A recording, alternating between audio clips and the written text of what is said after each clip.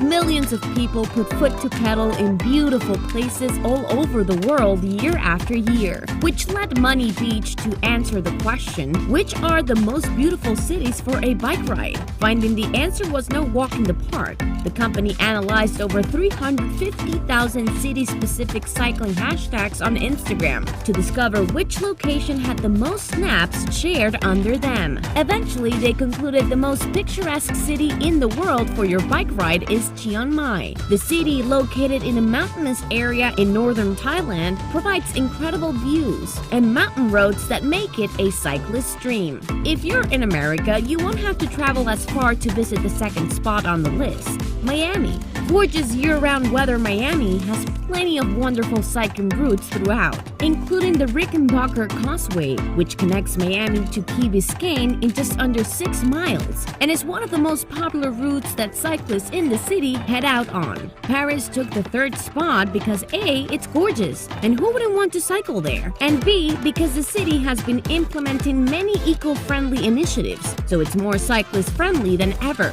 To wrap up the top 10 cities, we got Beirut, Bristol and Cambridge, Barcelona, London, Dublin, and Athens.